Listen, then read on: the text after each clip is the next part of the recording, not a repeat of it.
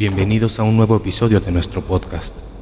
Hoy traemos un tema que entrelaza la celebración de la vida con el misterio y lo sobrenatural: las historias de terror del Día de Muertos. Esta festividad, tan rica en tradiciones y simbolismo, nos recuerda que la muerte no es el final, sino una parte del ciclo de la vida. Pero como toda celebración que honra a quienes han partido, también está rodeada de leyendas y relatos sobrenaturales. En este episodio, nos adentramos en cuentos de espíritus errantes que regresan en la noche de los muertos, de altares que ocultan secretos oscuros y de encuentros inquietantes que han dejado huella en quienes los han vivido. Así que, si alguna vez has sentido un escalofrío recorrer tu espalda o has escuchado susurros en la oscuridad, este episodio es para ti. Prepárense para explorar el lado más tenebroso del Día de Muertos, donde el homenaje a nuestros seres queridos se encuentra con lo desconocido. Ajusten sus audífonos y acompáñenos en este viaje. Bienvenidos a El Eco del Miedo.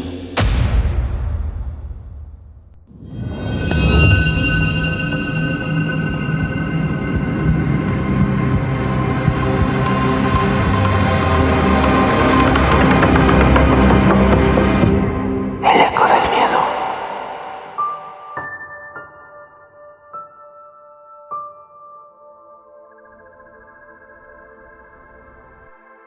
Día de Muertos.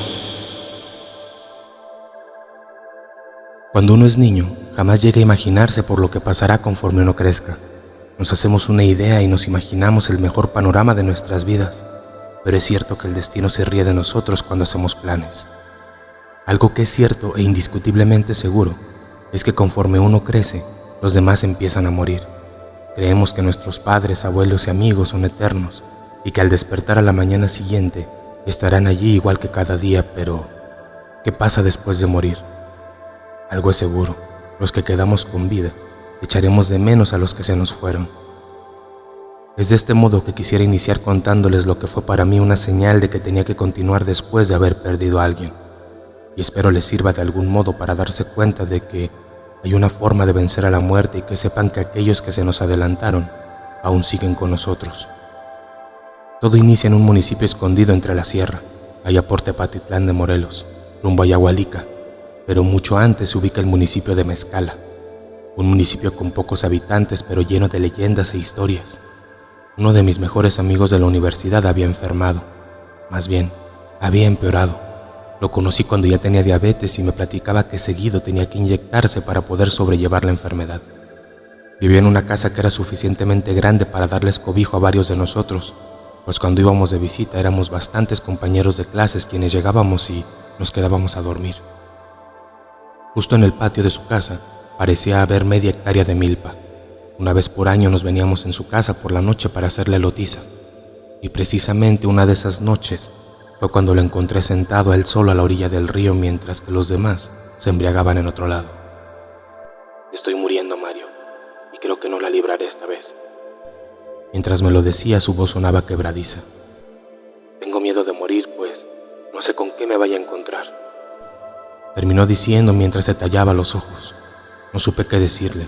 La verdad es que cuando uno es joven y tiene el mundo por delante, lo menos que piensas es si morirás. Pero ahí comprendí que mi amigo tenía en mente otras prioridades. Mi amigo Hugo falleció un día de muertos por la madrugada. La diabetes se le complicó hasta el grado de dejarlo ciego. La noticia me llegó igual que un balde de agua fría. Recién había entrado a trabajar a una empresa importante en Guadalajara y sin pensarlo me salí del edificio para dirigirme a Mezcala de forma inmediata. A pesar de que era un trayecto al que ya me había acostumbrado, para mí fue el momento más largo de toda mi vida. Lo enterraron en el único cementerio de Mezcala, en el nivel más alto de un muro. Colocaron su fotografía al frente de donde guardaron su cuerpo.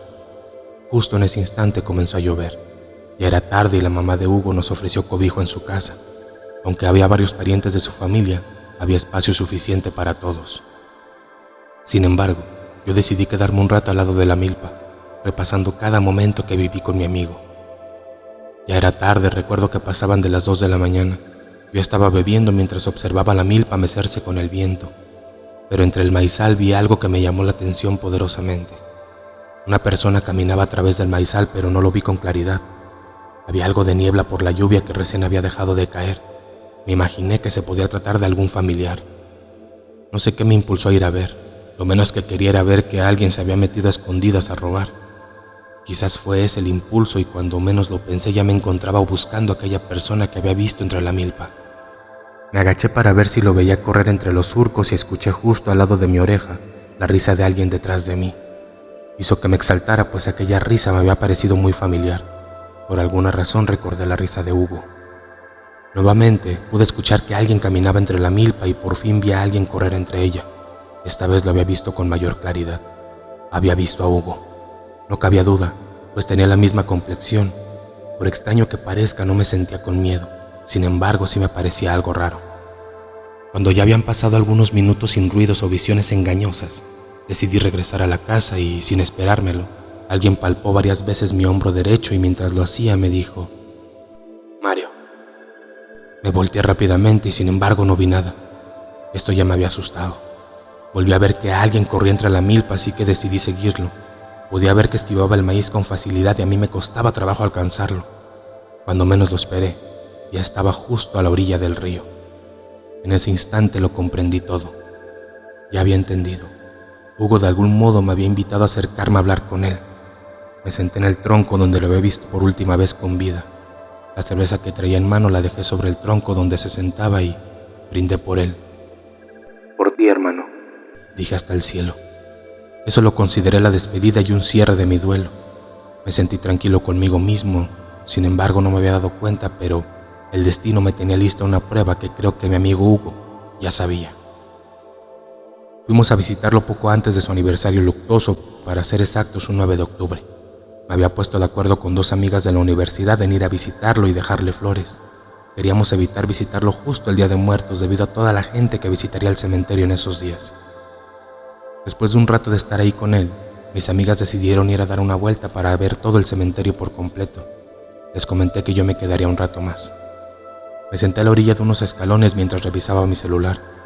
Pude ver que una anciana se acercaba lentamente y consigo llevaba un ramo de flores ya marchitas. Me hice a un lado para no estorbar el camino y que ella pasara a un lado mío. Yo estaba concentrado en mi celular cuando al pasar ella justo al lado, se detuvo. La miré de reojo, pero ella no se movía. Pensé que le estorbaba y me levanté pidiendo disculpas, pero ella seguía sin moverse. «¿Te puedo ayudar en algo?», le pregunté, pero no contestó. Sin embargo, levantó el ramo de flores para colocarlo en el cajón que estaba justo debajo de donde se encontraba mi amigo. Ese cajón estaba vacío.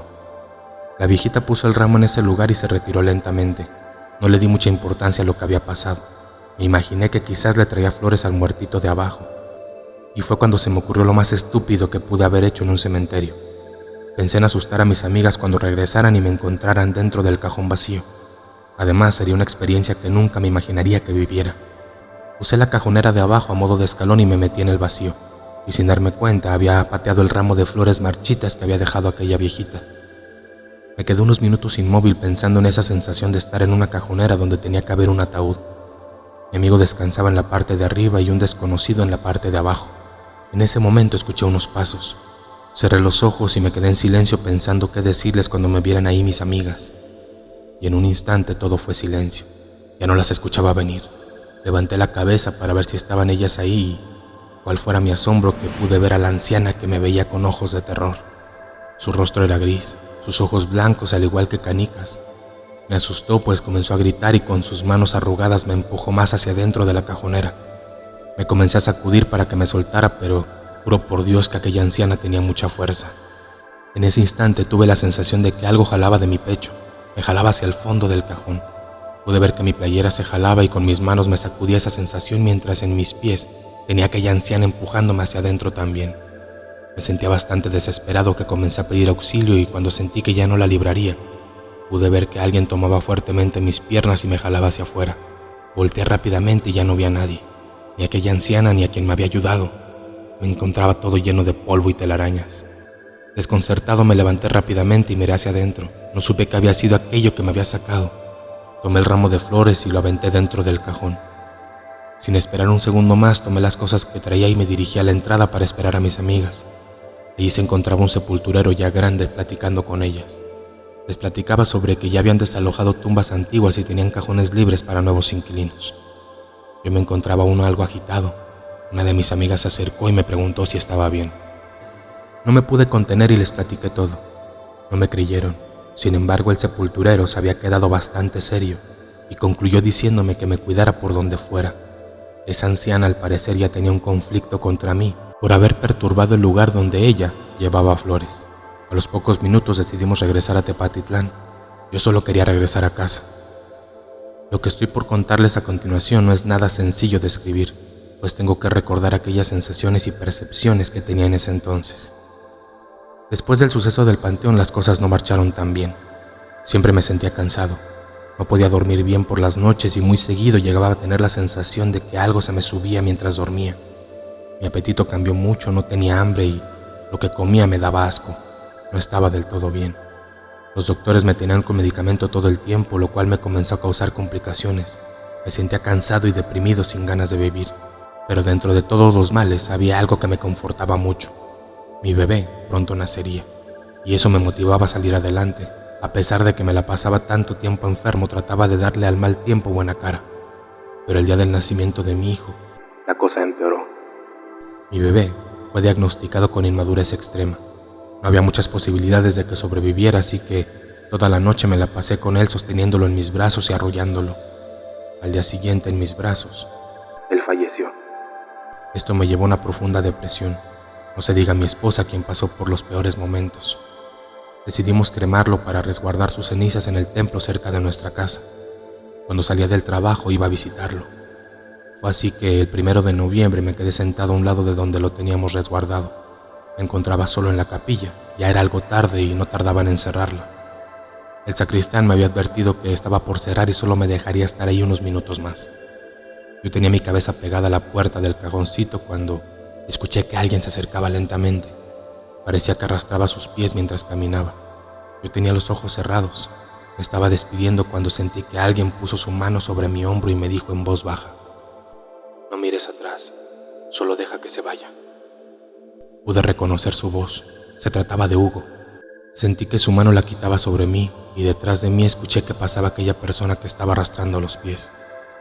Abrí los ojos y miré a un lado mío y pude ver a aquella anciana que me había asustado en el cementerio de Mezcala. La piel se me puso chinita y cuando estuve a punto de salir corriendo, nuevamente sentí que alguien ponía su mano sobre mi espalda. Entendí que debía tranquilizarme y aquella anciana salió de la capilla. Respiré profundamente y al darme la vuelta no vi a nadie. Esa noche, mientras estaba acostado, me puse a pensar en todo lo que había vivido y recordé que justamente se cumplía un año de haber fallecido mi amigo. Sin darme cuenta me quedé dormido en unos segundos. Esa noche soñé con mi amigo. Le decía que dejara de angustiarme, pues mi bebé estaba bien cuidado hasta que yo estuviera listo para ir por él. He de aceptar que todo esto me ayudó. Comencé a sentirme mejor en cuanto a mi salud y emocionalmente. Me sentí reconfortado al saber que aquellos que se van nos echan de menos y que siguen con nosotros. No sé si esto parezca algo irreal, pero a mí me pasó, y esto me ha ayudado a saber que la muerte no es el final de todo. Es un paso más allá que debemos durante todo nuestro proceso de vida, y de alguna manera eso me demuestra que podemos vencer a la muerte. En memoria de Hugo Fabián Portillo Huerta.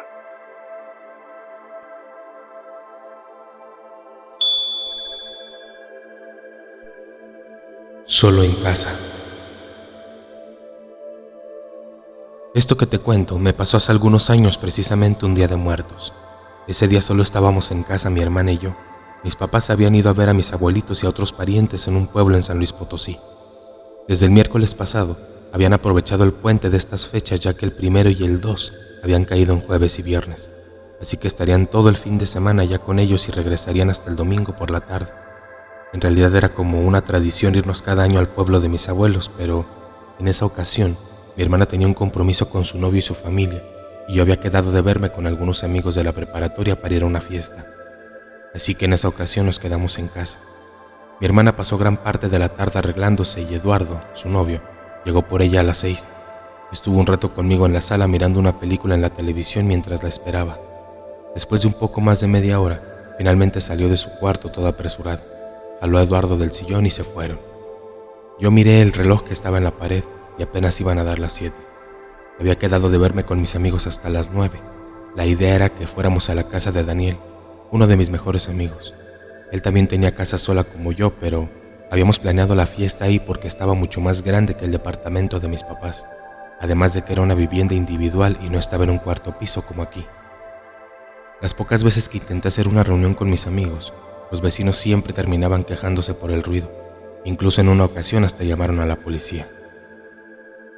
Así que como faltaba todavía algunas horas para ver a mis amigos, me acomodé en el sillón y seguí viendo la televisión. Estaba tan entretenido que no me di cuenta en qué momento me quedé dormido. Cuando abrí los ojos, todo estaba muy oscuro. Me espanté un poco y me sentí confundido. Busqué mi celular sobre el brazo del sillón y apenas eran las 8. Me levanté, me dirigí a la ventana y abrí la cortina. Al parecer toda la colonia se había quedado sin luz. Se veía algo tétrico ver desde ahí a todos los niños disfrazados por la calle con sus papás pidiendo dulces, en los pocos negocios que seguían abiertos alumbrados por velas. En ese momento empecé a sentir mucho frío. El día había sido bastante caluroso y solo tenía puesta una playera. Me fui a tientas a mi cuarto y al llegar a la puerta, recordé que había dejado prendidas todas las veladoras de la ofrenda que estaba en el pasillo junto a mi cuarto. Eso me extrañó mucho porque todas estaban apagadas.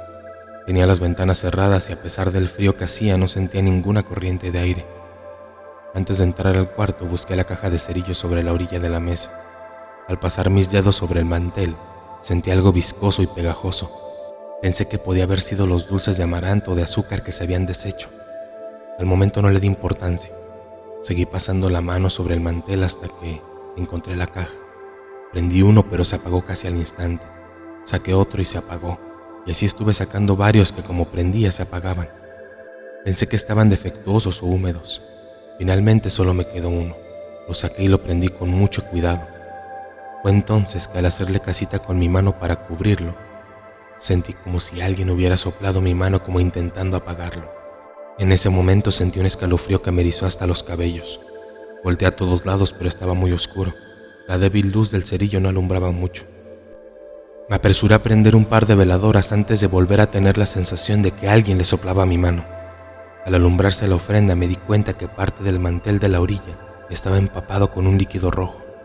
Pasé mis dedos nuevamente y me los acerqué a la cara. El olor me revolvió el estómago. Aquello era sangre. Me hice hacia atrás espantado. ¿Quién le había echado sangre a esta ofrenda? Sacudí un poco la cabeza como para aclarar mis ideas.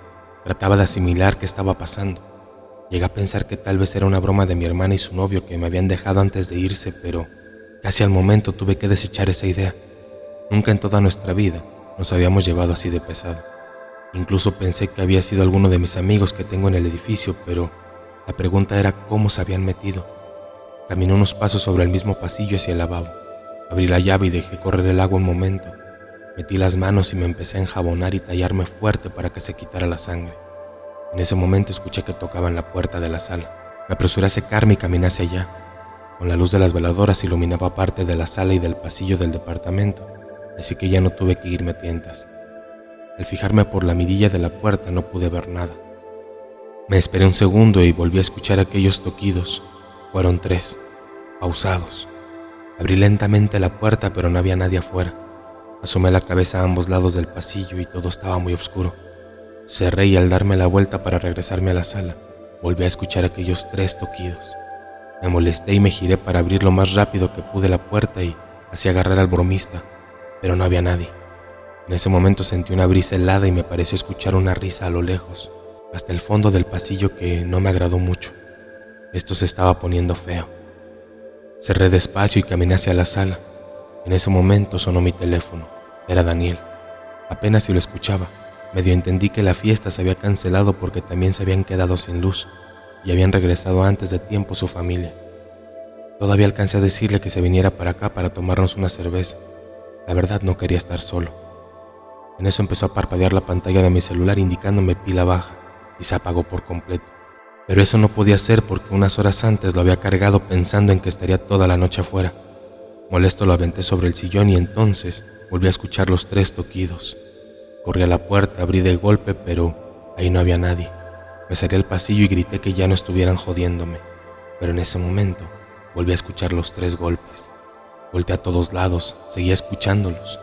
Fue entonces que me percaté que parecían venir de adentro del departamento. Caminé despacio hacia la sala tratando de ubicar de dónde provenían. Al principio me pareció que era por donde estaba la ofrenda. Me acerqué a unos pasos de la mesa y la contemplé con detalle.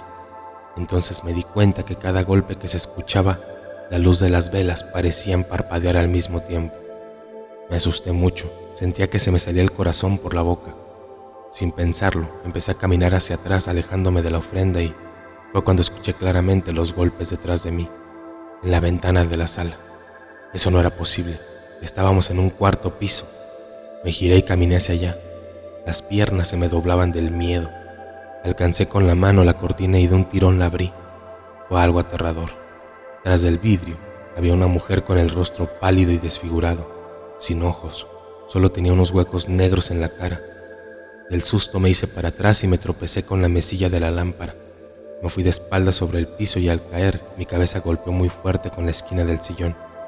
Todo se me oscureció y sentí que perdía la conciencia. La verdad no sé cuánto tiempo pasó, pero de pronto sentí que alguien me sacudía por el hombro. Me costó abrir los ojos y el primer rostro que vi fue el de Daniel. Traté de enderezarme y allí estaban también Jorge y Oscar, viejos amigos de la colonia. Entre los tres me ayudaron a levantarme y a sentarme en el sillón. Ya había llegado la luz. Daniel empezó a bromear sobre lo que había tomado para estar así. Al momento no les conté lo que había visto y solo les dije que me había tropezado con la mesa de la lámpara y que al caer me había golpeado la cabeza. Entonces les pregunté cómo habían entrado. Daniel me dijo que cuando llegaron a la puerta estaba abierta, que no se les hizo extraño y se metieron a buscarme y fue cuando me vieron tumbado en el piso, que habían estado a punto de llamar a una ambulancia y a la policía, pero que fue cuando desperté. En ese momento me sentí más repuesto y le dije a Daniel que trajera unas cervezas del refrigerador. Con el pretexto de ponerme una chamarra, me fui al cuarto. Antes de regresarme a la sala le eché un vistazo a la ofrenda. La orilla del mantel no estaba empapado en sangre y todas las veladoras seguían prendidas. En ese momento llegué a pensar que como me había quedado dormido viendo la película de terror, había tenido una pesadilla y que al final del susto en mis sueños me había caído del sillón pegándome en la cabeza.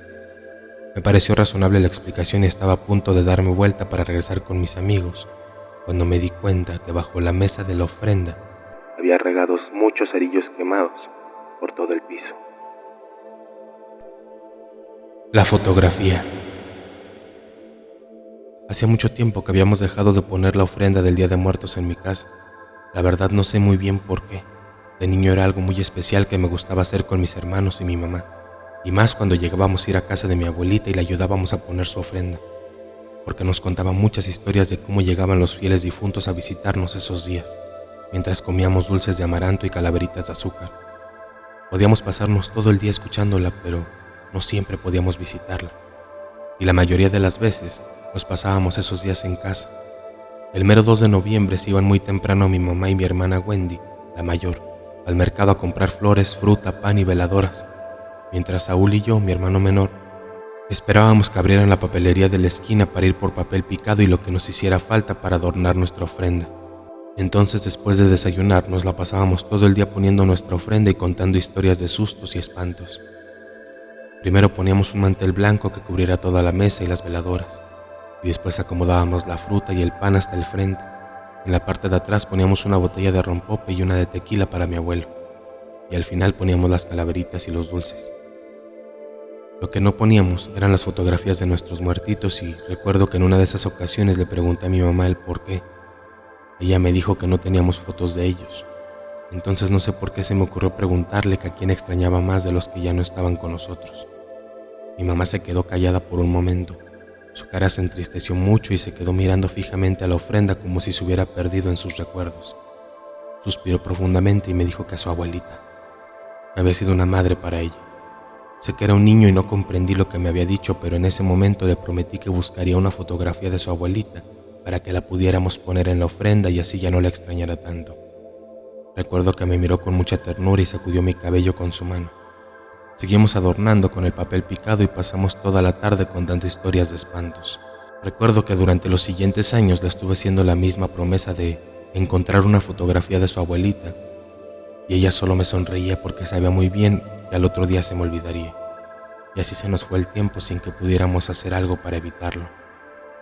Mi hermana Wendy terminó su carrera en contaduría y al poco tiempo entró a trabajar a un despacho. Mi hermano Saúl ya estaba en su primer año de preparatoria y yo batallaba para pasar mi primer trimestre en la universidad. Había terminado con la que era mi novia, una relación de 2 años. Entonces empecé a agarrar la fiesta más de la cuenta. Tomaba todos los fines de semana, en realidad me sentía perdido, sin rumbo. La relación con mi mamá fue de mal en peor, nos fuimos distanciando. Las pocas veces que la llegaba a ver entre semana, acabábamos discutiendo. Fue una época muy difícil para todos, pero la gota que derramó el vaso fue aquella ocasión que llegué medio tomado a casa y me encontré a mi mamá y a mi hermano poniendo la ofrenda del Día de Muertos.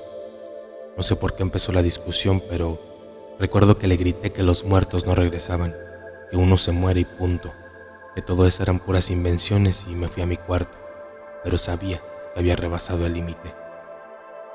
Al otro día mi papá habló conmigo y me dijo que ellos trataban de entender el dolor de mi rompimiento, pero que tenía que poner de mi parte. Yo en verdad me sentía muy apenado y culpable, porque si alguien había estado para mí en los peores momentos de mi vida, habían sido ellos, mi familia.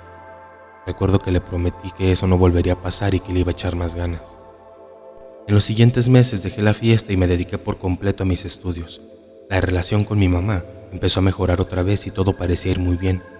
Pero hace un año, mientras le ayudaba a mi mamá a poner la ofrenda del Día de Muertos y mientras colocaba el retrato de mi tía, recordé aquella vieja promesa que le había hecho de niño, de conseguirle la fotografía de su abuelita. Entonces le dije que no se me había olvidado y que la buscaría entre toda la familia. Ella me sonrió, pero entonces empezó a toser muy fuerte sin poder parar y a tener la sensación de que se le iba el aire. La acabé llevando a urgencias ese día, pero una vez que la atendieron me dijeron que al parecer no tenía nada, que fuera con su médico familiar. Y ahí empezó todo. Estuvimos llevándola con varios médicos, con especialistas y nada. No nos daban razón de sus ataques de tos y la falta de aire, hasta que empezó a pasar mucho tiempo en cama. Durante ese tiempo, en los pocos momentos que tenía libres, aprovechaba para visitar a la familia, buscando aquel retrato de su abuelita, entre viejos álbumes y paquetes de fotografías que me dejaban revisar, hasta que después de varios meses encontré en un viejo sobre de documentos de mi tía una viejísima fotografía en blanco y negro, en donde estaba su abuelita muy sonriente, en la puerta de su casa de adobe. Me puse muy feliz de haberla encontrado y como ya estábamos a unos días del Día de Muertos, pensé que sería una ocasión especial para mi mamá, porque al fin tendría un retrato de su abuelita para la ofrenda. Me despedí de mi tía y pasé a un estudio de fotografía para que la ampliaran y corrí a casa a decirle a mamá. Pero al entrar, me encontré a mis hermanos y a mi papá llorando en la sala. No hubo mucho que decir. Los últimos estudios eran contundentes. Mi mamá se nos estaba muriendo. Fue un golpe demoledor. El día 1 de noviembre sentamos a mi mamá en la sala mientras mis hermanos y yo poníamos la ofrenda. Cuando ya estuvo lista, saqué la fotografía de su abuelita y se la puse entre sus manos. Ella la agarró emocionada. La miró por un largo rato con lágrimas en los ojos. Pasaba su dedo con delicadeza sobre el vidrio del cuadro, acariciando la imagen. Fue entonces que me pidió de favor que la pusiera en el centro de la ofrenda. Me agarró de la mano y me hizo prometerle que cada año la pusiera en la ofrenda y que ella quería estar junto a su abuelita. Yo solo pude asentir con la cabeza. Tenía un nudo en la garganta que no me dejaba hablar. Semanas después, mi mamá falleció. Fueron los días más difíciles de mi vida. Hace unos días pusimos nuestra ofrenda del Día de Muertos mis hermanos y yo. Aunque es algo que siempre hemos disfrutado desde niños, fue muy triste ya no ver a mi mamá a nuestro lado, pero como se lo prometí, puse su fotografía junto a la de mi abuelita y también sus dulces preferidos. Aquella noche no quise despegarme de ahí y me quedé en el sillón que está frente a la ofrenda. En la madrugada sentí una brisa tibia que me envolvió todo el cuerpo. Fue una sensación muy agradable, de tranquilidad. Entreabrí los ojos y no sé qué pensar, si fue real o un sueño, pero allí estaban frente a mí, de espaldas a la ofrenda, mi mamá y su abuelita mirándome. Sentí que el corazón se me aceleraba. Las dos me miraban con ternura y yo solo podía sentir cómo se escurrían mis lágrimas por mis mejillas. Y fue entonces cuando escuché la voz de mi mamá, no como cuando alguien te habla, sino como si estuviera dentro de mi cabeza. Estoy bien. Recuerdo que me sonrió. Te juro que solo cerré los ojos por un segundo, pero al abrirlos ya no estaban. Al otro día, mientras terminábamos de desayunar, mi hermana se puso muy seria y nos contó que había soñado con mi mamá, que se había puesto al pie de su cama y que la había visto muy feliz y más joven, y que le había dicho que estaba bien. Yo me quedé helado al escuchar aquellas palabras. Eran las mismas que me había dicho a mí. Lo que había vivido en la madrugada no había sido un sueño. Mi mamá había venido a vernos. Me paré muy emocionado y llorando la abracé muy fuerte. Ha pasado un año de aquella fantástica experiencia. Estamos a unos días de poner nuestra ofrenda y festejar a nuestros muertos, y sin duda, sé que me quedaré a dormir en ese sillón de la sala, porque no pierdo la esperanza de poder volver a verla, aunque sea por un instante.